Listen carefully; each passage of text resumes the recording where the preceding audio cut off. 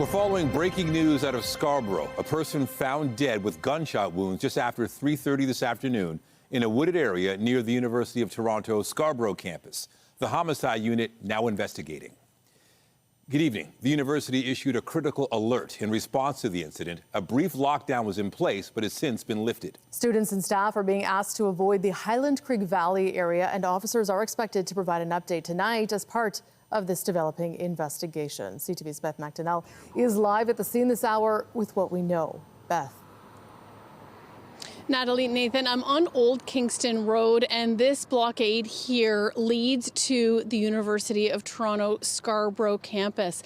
I spoke to Toronto police, and what they tell me is that shortly after 3:30 this afternoon, someone called police about a person with serious injuries. When Toronto police arrived, they found that person, performed life-saving measures, but that person did not survive, and they are deceased. Now, from here, homicide investigators are arriving. Police are here. This area is blocked at the moment. We aren't sure exactly where the immediate crime scene is. What we are hearing from the university is that there is an ongoing police investigation in the Highland Creek Valley area of the University of Toronto Scarborough campus. Police have advised that to the university to lift the lockdown that was in place, and the sheltering in place is no longer required.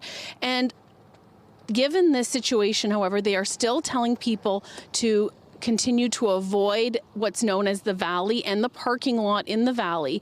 And they are saying that updates will continue to be posted on the Scarborough campus status website. So what we also know right now is that community members who were in campus buildings can now leave. They are free to come and go. The pathways into the valley remain closed, and people are just being advised to avoid the valley area. So we also were able to kind of just briefly connect with the officers here, and we aren't sure exactly how far this crime scene is down into this area. Police do tell us it's not on the campus, that it's on a trail. It sounds like almost like kind of a wooded area, a very dark area, but this is a road where the person was found that cars are able to drive on, and we are waiting for police to arrive here, and we will bring you the latest as it becomes available. Back to you, Natalie and Nathan. Okay, thank you, Beth.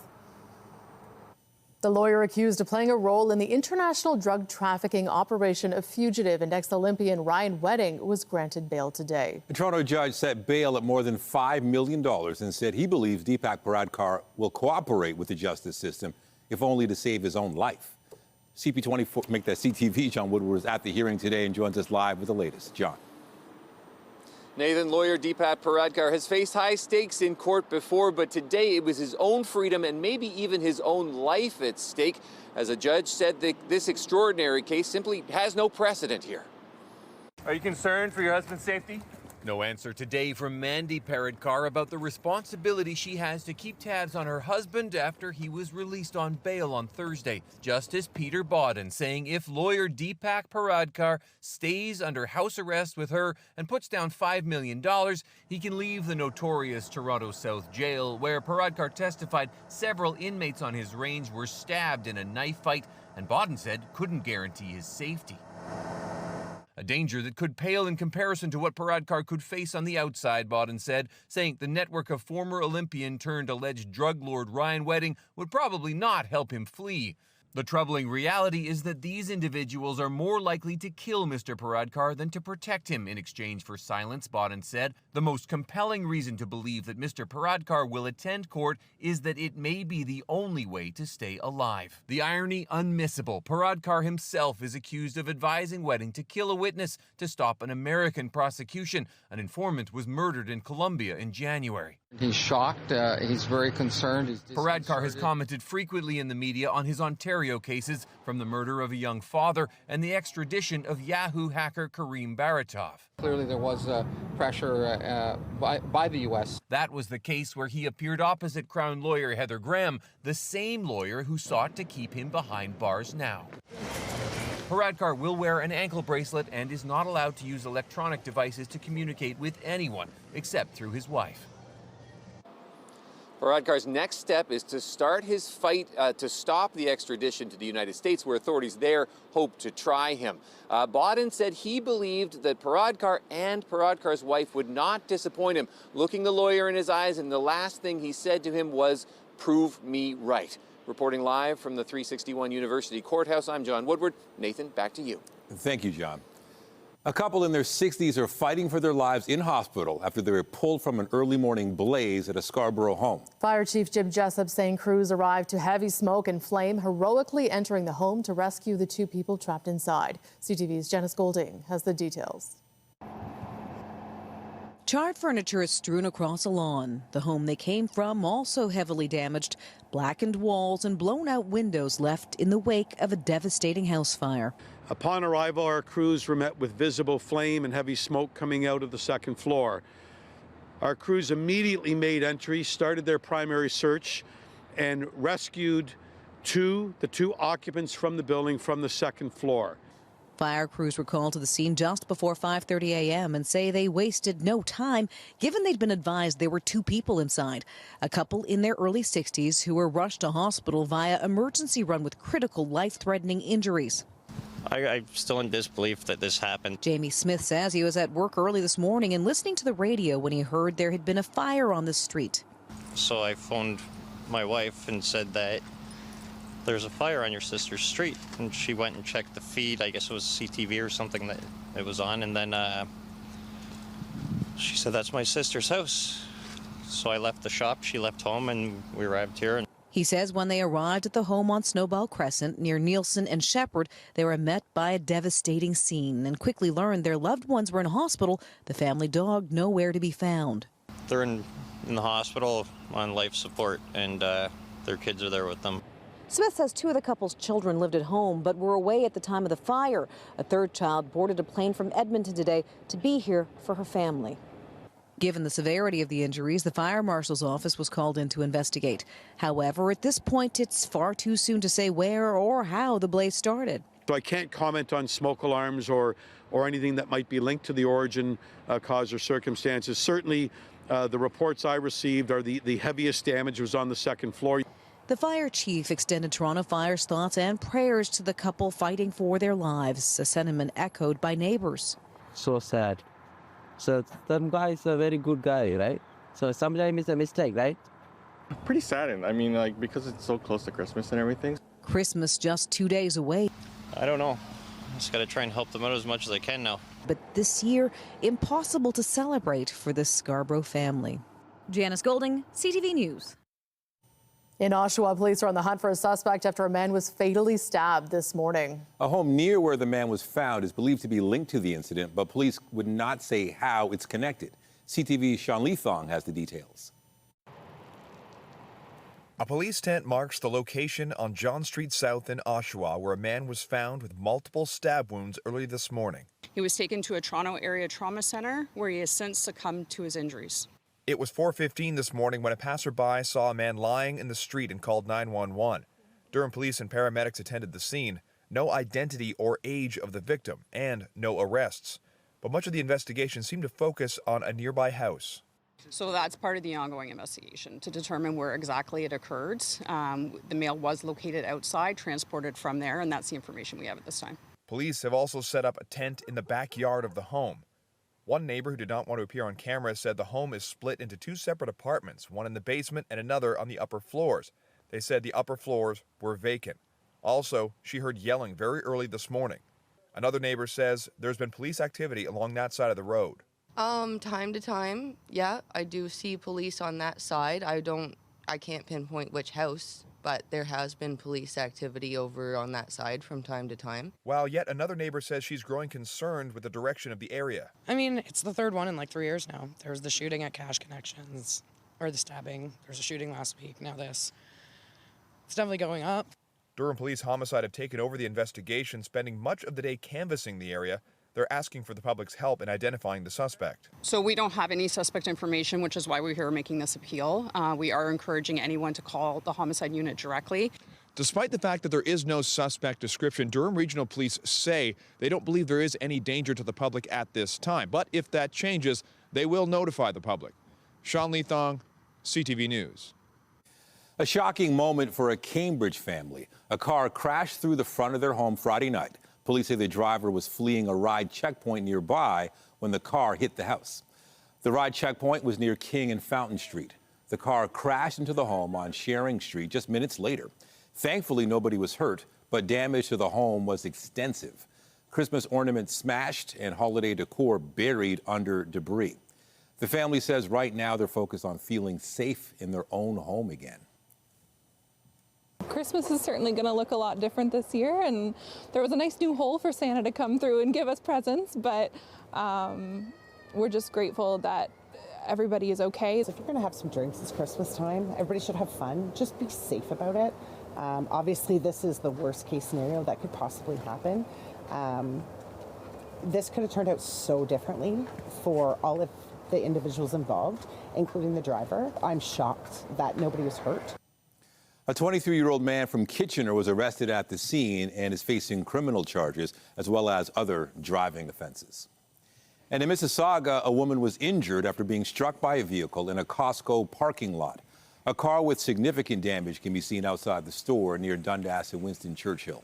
Peel police say the pedestrian that was hit and the driver involved were both taken to hospital, but they're both expected to be okay. The cause of the crash is not known.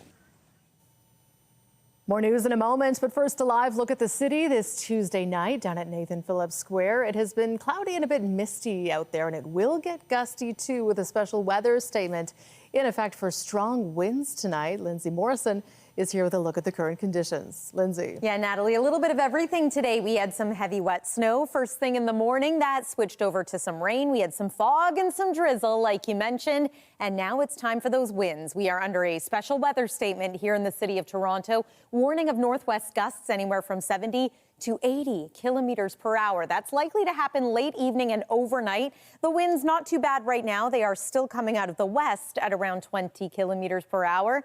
And it's mild out there, 3 degrees at this hour, +3. It still feels a little bit cooler than that once you take the winds into consideration.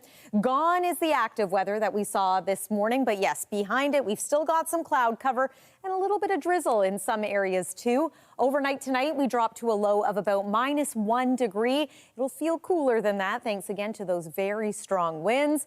Conditions look pretty calm over the next couple of days, but there is one day in our festive forecast that we're going to want to pay special attention to. We'll talk about the risk of freezing rain or possibility of snow for Boxing Day coming up. For now, Natalie, I'm going to send it back to you. Okay, thank you, Lindsay. Also tonight, delayed deliveries and other postal problems. 2025 was a challenging year for anyone looking to mail it in. We look back at the impact of the Canada Post strike on small business just ahead. But first, a new poll forecasting next year's mayoral race suggests Olivia Chow would beat former Mayor John Tory in a potential rematch. The Liaison Strategies poll has Chow leading with 39% support compared to Tory's 35%. Neither Chow nor Tory have said whether they will run again. Confirmed mayoral candidate Brad Bradford's support has doubled since the summer to 16%.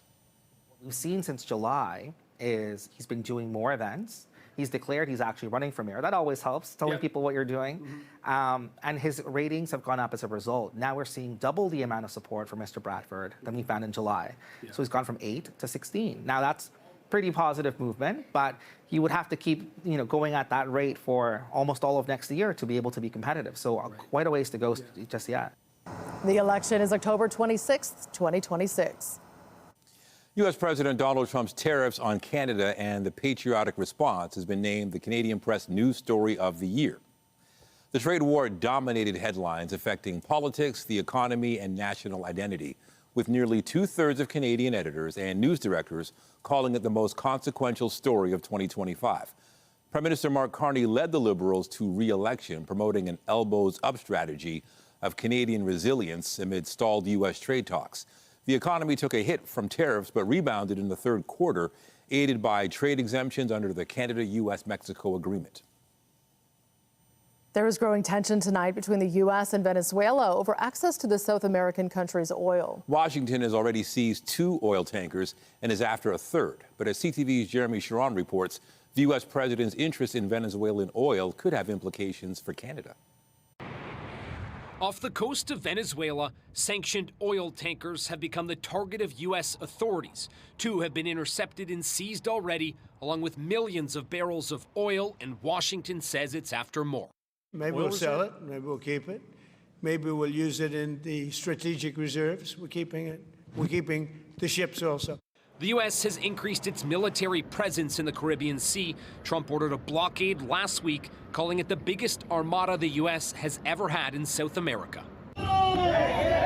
Today, Venezuelans hit the streets in protest of the U.S. president they call Pirate Trump, who Monday had this warning for Venezuelan President Nicolas Maduro. He can do whatever he wants. It's all right. Whatever he wants to do. If he wants to do something, if he plays tough, it'll be the last time he's ever able to play tough.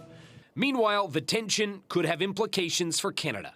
Venezuela has some of the largest oil reserves in the world. They're primarily heavy oil and bitumen, which are very much like what Canada's reserves are here in Alberta in the oil sands. Political instability in Venezuela has given Canadian oil producers the advantage, but if that changes, it could mean increased competition. This makes it all the more important for us to think about sending our oil again to the Pacific, to a Northwest Pacific pipeline, knowing that the Asian market is growing. Trump's interest in Venezuelan oil could eventually force a fight for access to the U.S. market. But the question is, how long would it take to build the projects that could start to displace Western Canadian oil? And I think that would take a long time. That means time is in Canada's favor. And in the short term, it could actually increase demand for Canadian heavy crude, but it could also lead to uncertainty and price volatility in the market. Jeremy Sherrill, CTV News, Ottawa. The U.S. Justice Department released a new trove of documents related to sex offender Jeffrey Epstein today. The latest includes around 30,000 pages of documents, and once again, many are heavily redacted. CTV's Abigail Beeman has an update. Another deluge of documents about sex offender Jeffrey Epstein, including an email saying U.S. President Donald Trump traveled on Epstein's private jet many more times than previously reported. The trove includes a disturbing letter purported to be written by Epstein to Larry Nassar in prison, the U.S. Olympics gymnastic team doctor convicted of sexual abuse, reading in part, "Good luck. We shared one thing, our love and caring for young ladies and the hope they reach their full potential. And our president also shares our love of young nubile girls, and life is unfair." The letter doesn't mention Trump by name, and CTV News has not confirmed whether it is authentic. Late Tuesday, the Department of Justice said the FBI confirmed the letter is fake after flagging discrepancies such as a postmark from Virginia and not New York, where Epstein was jailed. Haley Robson is an Epstein abuse survivor and former Trump supporter. I would love to see number 47 get impeached over this. The Department of Justice posted this controversial message. Some of these documents contain untrue and sensationalist claims against the president, but doesn't mention specifics. It's troubling, to say the least. The statement now from the DOJ being on the defensive when it was really their job to release these documents, their job to properly redact victims' names, that they completely failed to do. What this whole thing is with Epstein is a way of trying to deflect from the tremendous success that the Republican Party has. The slow leak of heavily redacted information has been criticized by both Epstein victims and lawmakers. The scandal continues to plague the president and Republicans ahead of the midterm elections in 2026. Abigail Beeman, CTV News, Ottawa. In Alberta, 3 more recall petitions have been issued for members of the provincial legislature. They include 2 United Conservative backbenchers and 1 opposition New Democrat. The petitioners looking to oust the UCP members are opposed to the government's use of the notwithstanding clause to force striking teachers back to work. The party says the petitions are an abusive process and should not be used just because someone disagrees with government policy. Many questions still remain about the future of Canada Post, despite a tentative agreement to end the strike. The deal provides a bit of reassurance to small businesses, but it appears some have already moved on, choosing other options. CTV's Scott Hurst has more on that. Labor unrest between Canada Post and its union representing 55,000 postal workers and uncertainty about the future forced this Toronto small business to make a choice. We had to go a different route this holiday season. Retailer Province of Canada ships clothing across the country, and by turning away from Canada Post, is now relying on multiple carriers to fill the gap. After last year's strike and then this September, we just didn't feel we had the confidence to go into the holiday season with them again. But a tentative deal between Canada Post and the Canadian Union of Postal Workers announced on Monday may at least provide some stability. So on the one hand, short run, good news. In the longer term, it doesn't solve the underlying structural problems. Canada Post said the agreements include a 6.5% wage increase in year 1, a 3% hike in year 2, and increases matching inflation in years 3 through 5. They also include enhanced benefits and a weekend parcel delivery model, which had been a key sticking point in negotiations. They are still bleeding. They are hemorrhaging incredible amounts of money. So they're a long way away from where they have to be. They've got a huge job ahead to become more dynamic and productive and competitive. And maybe that will be enough to win back at least this Toronto business. I think until this gets fully sorted out properly, then we can maybe reconsider going back to them for next year. CUPW's national board is recommending its members accept the deals. Ratification votes are set to take place early next year. Scott Hurst, CTV News, Toronto. Time is ticking if you still need to pick up some last-minute Christmas gifts, and shoppers are out in full force in malls across the city. I've noticed that shoppers started early this year because retailers launched their Black Friday promotions earlier than ever. But other than that, I would say our traffic patterns are very similar from last year. And I still think that people are shopping in the center because they're able to get something tangible to avoid any last-minute shipping delays.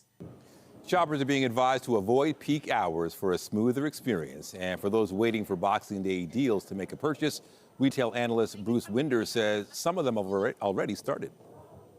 Retailers have sort of extended the period for major shopping events. Boxing Week has already started. Canadian Tire started last week. Amazon started on Saturday. And that's just a major trend. I think the idea is to try to get consumers engaged more days of the calendar year, so they can shop more and buy more merchandise. But yeah, definitely that's a new trend. Most malls have extended hours tonight, staying open until 9:30. But if you're still scrambling on Christmas Eve, you'll have to head out early, with most shopping centers closing at around 5 p.m. An iPad 4, and coming up on Consumer Alert, squishy toys are popular with children, and many parents find they can even have a calming effect. But now a new investigation finds these toys can break open, and what's inside can be dangerous. All of that story, that's just ahead.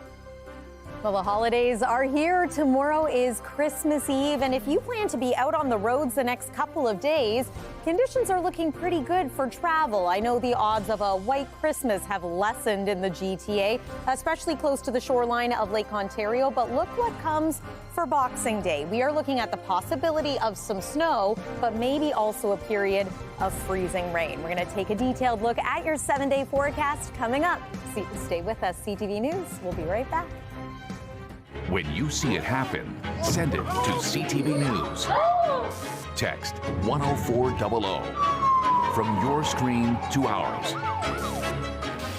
Text 10400.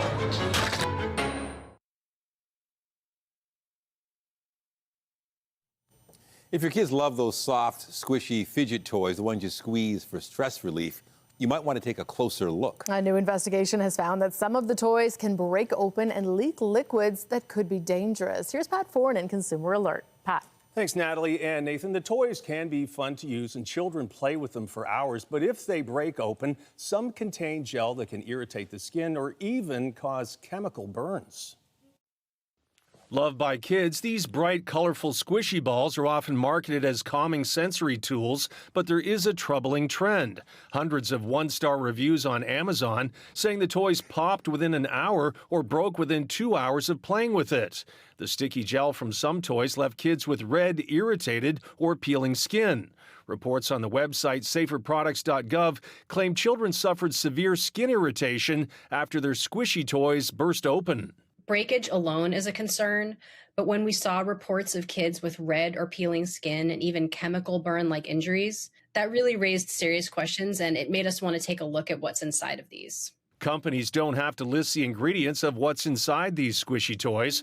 Consumer Reports tested some of them to learn more about what they're made of. Scientists bought 8 squishy gel toys, broke them open, and tested the pH of the gel inside.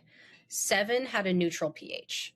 One of them, the Nido Groovy Glob, had a pH level of 2, which is as acidic as lemon juice or vinegar. That level of acidity could pose a risk of chemical burns, especially on children's delicate skin. Schilling, the maker of Nido, challenged the findings and said the inner gel is made of polyvinyl alcohol, which is safe for skin contact. The company said after selling 100 million Nido toys, there have only been 4 reports of incidents to the Consumer Product Safety Commission. TikTok trends have been encouraging people to microwave squishy toys to make them softer. Don't do that. Testers found some toys exploded after just 15 seconds, reaching temperatures above 200 degrees, which could cause instant burns. Never microwave or freeze them. Don't leave them in the car. Don't give gel-filled toys to babies or toddlers. And if one does break on your child's skin, wash it off right away and throw the toy out. And if you have these toys, check them often to see if they have been damaged or if they're starting to have holes or tears. If they do, don't take chances and just get rid of them. On your side, I'm Pat Foran. If you have a consumer story idea, email us at alert@ctv.ca. All right, let's talk about the forecast. Winter is here. It seems like there's always something this time of year. Now we're talking about the wind. Yeah, it should be windy tonight, right, Linz? But clear skies so that Santa can see where he's going tomorrow night. Yeah, that fog earlier today had me thinking about Rudolph. Fortunately, the sky should be a little more clear for tomorrow and tomorrow night. Slight chance of a little bit of freezing drizzle late tomorrow evening. Shouldn't be all that impactful. But Friday's weather, Boxing Day. If you have travel plans that day, you may want to pay attention to the forecast. Here's what the weather looked like late last night. We had those big, wet snowflakes falling around the GTA and just outside of it, too. This was Kitchener-Waterloo. Beautiful to look at, but boy, oh boy, by this morning, some melting happening, a little bit of rain and drizzle. It was a slushy mess out there. And now as the temperature falls through the overnight hours tonight, you'll want to take care and be mindful of potentially some slippery spots if you're venturing out either overnight or into the early morning hours tomorrow. But yes, the wind is a concern for us tonight. Special weather statement issued by Environment Canada, warning of gusts anywhere from 70 to 80 kilometers per hour. That could be enough to result in some power outages, especially for rural areas a little further north of the GTA. It's 3 degrees where we are right now. It's 5 degrees, +5 in the Windsor area. But look at Ottawa, -8 degrees. It's been snowing all day long. And look at these temperatures in northern Ontario. -25 degrees right now in Peawanuck, feeling into the -30s. Overnight tonight, we fall to about -1, -2 degrees, depending on where you are. That's actually now our average daytime high this time of year. But tomorrow, we're going to climb above the freezing mark. Once again, 2 degrees is what we're forecasting. Beautiful mix of sun and cloud for the morning. A little bit of cloud cover sneaking back in for the afternoon. Daytime highs 4 degrees on the plus side in Welland, 2 in Burlington, -1 though in Aurora. So depending on where you're joining us from, you're either going to be enjoying some mild warmth or perhaps it'll be -6 degrees for you in the Huntsville area. We've talked a lot about whether or not it's going to be a white Christmas. When I say it's more likely to be a green or brown Christmas, I'm mainly talking about the GTA. Still a good amount of snow in many areas outside of our region, including for you in Huntsville. Not a whole lot of active weather, though, over the next 24 to 48 hours. And it's really over the next 30 hours that we're paying close attention, because in order to have that white Christmas, you need 2 centimeters of snow on the ground at 7 a.m. on Thursday morning. Again, doesn't look like we're getting anything fresh here. There's tomorrow afternoon and tomorrow night. It's looking pretty dry in our neck of the woods. Thursday, we'll enjoy a mix of sun and cloud once again. But here comes Friday. So it looks like some of this precip is going to begin as some snow, but a period of freezing rain is possible in many areas. This is still a few days out, so we'll have to fine-tune this forecast over the next couple of days. But either way, plan on Friday being potentially the day of tricky travel. Into the weekend, we are mild once again, 3 degrees with showers on Sunday. Look at the cool down, though, for the early part of next week. That's your look at the weather for now. Nathan, I'll send it over to you. Thank you, Lindsay. For many households, it's been a challenging year, and Christmas will be more modest. But one PEI family is refusing to scale back their annual tradition, supporting people without a roof over their heads. CTV's Maria Saru reports. In Andrea Donaldson's living room, the holiday season starts with stuffing stockings full of necessities. They won't hang in her house. Instead, they'll be handed out to people who are homeless. Donaldson's been doing this for 7 years, inspired by her own personal experience. This lady, she was giving out stockings to the unhoused. I was one of the recipients, and that always stuck with me. It made me feel like, loved and unforgotten. Now, that's how she wants others to feel. Gloves, hats. And her children play a big part. Donaldson says it teaches them to love others, and the kids say they have other reasons too. Because she's my prettiest mama.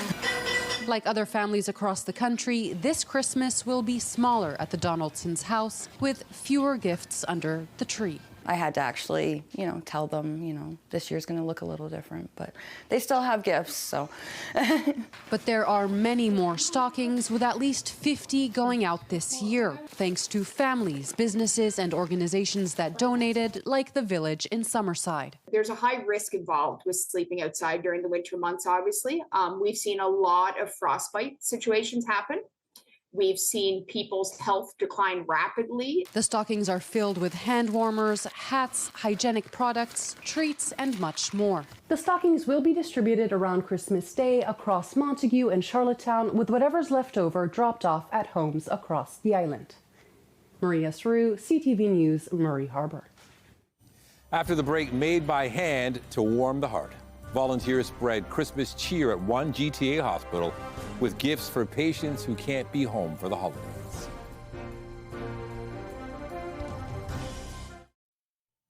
While many people are taking time off during the holidays, volunteers at one local hospital are putting in overtime. The team at Milton District Hospital is busy crafting gift bags for patients this holiday season, and CTV's Pauline Chan paid them a visit. They're as busy as Santa's elves here in the Arts and Crafts room at Milton District Hospital. Melba Stadler is sewing gift bags. They have made 65 for us.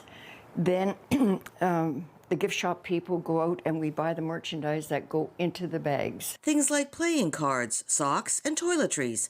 Many of the patients in the continuing transitional care unit are elderly with few visitors, so gifts are always appreciated.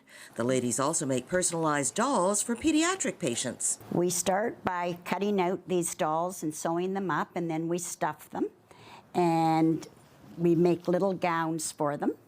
And we dress them, and they're taken to the pediatric ward. And from there, the doctors and nurses, they usually mark where the operation is going to be. They put little IVs on their arms, and they're given to the children that they can make their face and take them home with them. For those staying overnight, colorful pillowcases. Most of the fabrics are donated, and I love putting together, I'll show you a whole one, something bright and cheerful. 375 volunteers at the hospital. We just celebrated 65 years of being an auxiliary, which is incredible. HR Director Michelle LaRue says while scheduled surgeries go down over the holidays, admissions are usually high because of emergencies and respiratory illnesses. And for those heading into surgery, the volunteers help there too. So we keep the doctors and their offices supplied with these. And what they have in them is all the information that the surgeon's going to need to require. At Halton Healthcare, we have over 1,300 volunteers across all 3 sites, all bringing a little bit something special to each hospital. We ask in the community if people will save their Christmas cards, and the girls cut them all out and punch them, and they go to the Christmas wrap. The gift wrapping desk at the local mall uses the gift tags on the presents they wrap. The Christmas gift wrap at Milton Mall continues until December 24th, and even on Christmas Day, there will be some volunteers here at the hospital helping wherever they're needed. Pauline Chan, CTV News. In business, real gross domestic product decreased by 0.3% in October, with a drop in manufacturing driving the decline. B&M Bloomberg's Mayoral Fernandez has the details. Statistics Canada reported growth in manufacturing in September ahead of this fallback in October. This was the steepest decline since December 2022. Machinery production was down close to 7%. Wood manufacturing dropped over 7%. Washington has a tariff on furniture and wood products like cabinetry that come from Canada. That's dragging the sector down. And a strike by Canada Post workers also hit service industries. Here are the closing numbers for the day. The Canadian dollar is up over 73 cents. West Texas Intermediate is up to 58.38. Western Canadian Select is up over $1 to 44.66. And the TSX gained another 58 points for another record close, ending the day at 32,058. Those are your business headlines. I'm Marella Fernandez. The Business Report is brought to you by Canadian Western Bank, the bank built for business. Still to come tonight, Cooking for a Cause, the catering company that is carving out a way to help the hungry with a menu made for the stars. That's just ahead.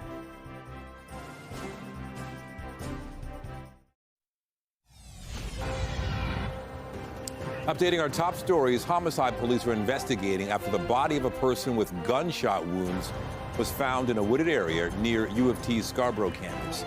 Students and staff have been asked to avoid the Highland Creek Valley area. Police have not released any information about the victim or suspects, but say it appears to be an isolated incident. Are you concerned for your husband's safety? The wife of Deepak Pradkar has been tasked with keeping tabs on her husband after he was released on bail today. The lawyer is accused of playing a role in the alleged drug trafficking operation of fugitive and ex-Olympian Ryan Wedding.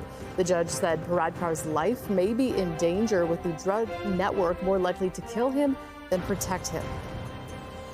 I've noticed that shoppers started early this year because retailers launched their Black Friday promotions earlier than ever. But other than that, I would say our traffic patterns are very similar from last year. Yorkdale, just one of many GTA malls that are busy as shoppers look to get some last-minute gifts. Most are open until 9:30 tonight, and many will be closing at about 5 o'clock tomorrow for Christmas Eve. Well, for years, David Mintz has prepared menus fit for the stars, catering for casts and crews making TV and movie magic in Toronto. Behind the curtain, Mintz has now found a way to cater to a different crowd, serving up fine food to those in need. CTV's Allison Hurst has the story. David Mintz spends hours with his team cooking for everyone from TV and film stars to charitable organizations. The more shows we do, the more food we have left over at the end of the day, and we're able to donate it to places like Elisa's house. His catering company is one of several being recognized by Netflix. It started with a $5,000 loan and a chance on a show called War of Words in 1988. We cooked at my mom's house. We went and provided some food for them. They liked us, and the rest is history. Since getting involved with Netflix, his business has expanded from 5 mobile kitchens to 12 and doubled the staff. It's interesting, it's busy, it's hectic. The film business is crazy. The leftovers and extra prepared meals are all donated. Laura Ballas with Eliza House Women's Shelter connected with Mintz about 2 years ago and comes 2 to 3 times a week. It would be impossible to provide the same quality and amount of food without the help of David, that's for sure. It allows her to feed approximately 300 women a week. Today there was so much to donate, she had to make 2 trips because they couldn't fit it all in her SUV. It means so much. It means that we are able to provide quality food. It means that the food that we're providing for the woman is freshly made, and it's made with care, and it's so delicious, and it's nutritious. It's a lot more than we would be able to provide with our food budget for the shelter. And giving back at a time of need. Allison Hurst, CTV News. In sports, the struggling Toronto Maple Leafs received a big boost to their blue line today with the return of Chris Tanev. The defenseman missed almost 2 months with an unspecified injury. He was back as the Buds played Pittsburgh in a matinee at Scotiabank Arena. Just about a dozen seconds of power play time for the Leafs again. Domi! Max Domi! The game was tied 3-3 in the third when Max Domi put the Leafs ahead to stay with a beautiful individual effort. The forward later assisted on the first of 2 empty net goals, with Toronto going on to win 6-3, ending a 3-game losing streak. This was their last game before the Christmas break, returning on Saturday against Ottawa. And before the game, Leafs management spoke for the first time following the dismissal of its assistant coach, Marc Savard, yesterday. The GM says in no way does the decision put the blame solely on Savard. And this doesn't absolve anybody. As I said, this is not, we throw somebody out and say, blame this person. It's a group responsibility. In this job, you always have to make decisions. So ultimately, it does fall back on the players. It falls back on all of us. But I just felt as we go through it, it was a change that we could make, right? It's a change that we could make to change the dynamic, change maybe a little bit of the play. PP struggled all year, so it wasn't improving. We didn't see enough improvement. Obviously, results are what it's all about, and there definitely wasn't enough results. So Tree and I talked, and we made a decision. How much of that is on Matthews and Nylander and those types of players? Well, it's on everybody. Like I said, it's on me. I'm the head coach. Savard's responsibilities will be handled internally for now, with assistant coach Derek Lalonde taking a lead role. The team will eventually decide whether to make an addition to the staff. Meanwhile, the GM gave his head coach a vote of confidence today, saying he supports Craig Berube fully and insisted there is no disconnect between the coach and players. And the Toronto Scepters hit the ice today, hosting the Ottawa Charge. Malte on the leaves, he scores! The Scepters are coming off a 4-3 win in New York against the Sirens on Sunday. Toronto currently sits in third place with 10 points. The Charge are currently in last place with just one win in 7 games. Puck drop tonight at 7 p.m. at Coca-Cola Coliseum. On the hardwood, the Raptors will look to get back into the win column, visiting the Miami Heat tonight. 5 seconds, 4 seconds, quick. Back-to-back freeze. The Raptors have lost 2 in a row, coming off a 96-81 loss in Brooklyn against the Nets. Toronto has just 2 wins in its last 8 games, slipping into 5th in the Eastern Conference. Tip-off tonight is just after 7:30 in Miami. After the break, time to bring out the fine china to celebrate. A young street store steeped in tradition reopens after a blaze. We spill the tea just ahead.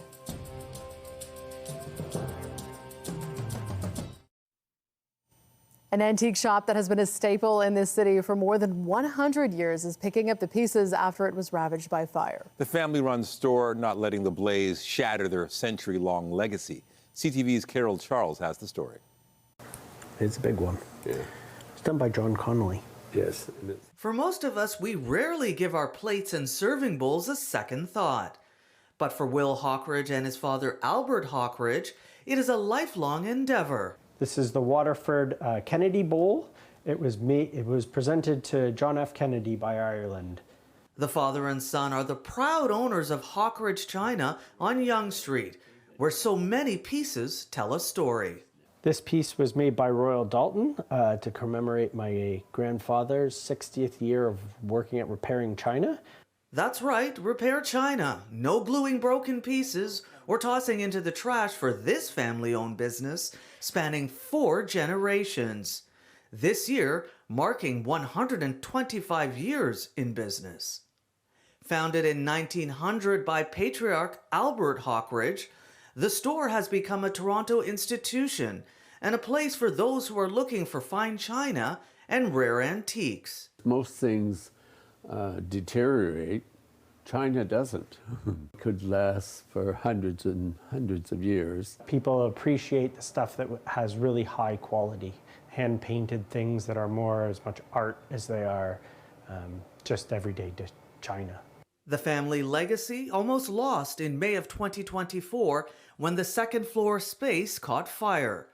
Hawkridge China sustained water damage and needed structural repairs.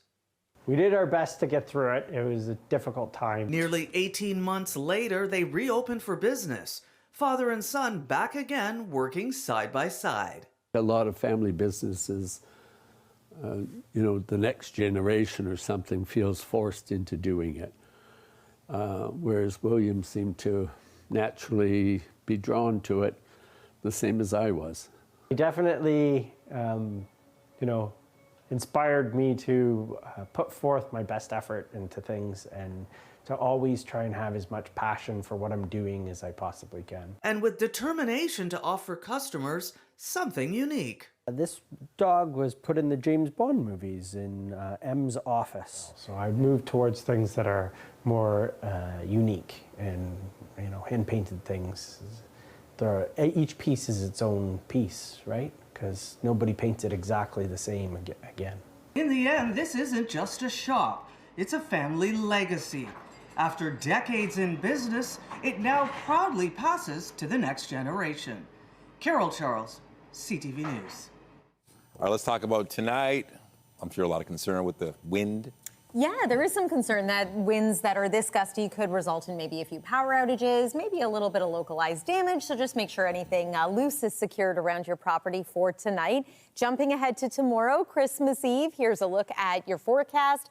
Partly cloudy skies to mostly cloudy skies as the day goes on, and a daytime high near 2 degrees. The weather looks pretty quiet over the next couple of days here. There is your Wednesday, your Thursday, and your Friday. Conditions become a little more active on Friday with the arrival of a system that's either going to bring us snow or freezing rain or a combination of the two. Looking ahead to the weekend, showers for Sunday. It's mild, but much colder air returns for early next week. Flurries on Monday. Natalie and Nathan. Thank you, Lindsay. Be sure to join Marcia McMillan tonight at 11 for CTV National News, followed by Rahim Ladani with our next local newscast at 11:30. Meantime, our coverage continues anytime on CP24 and at ctvnewstoronto.ca. For Lindsay Morrison and all of us here at CTV News, thank you for watching. Have a good night.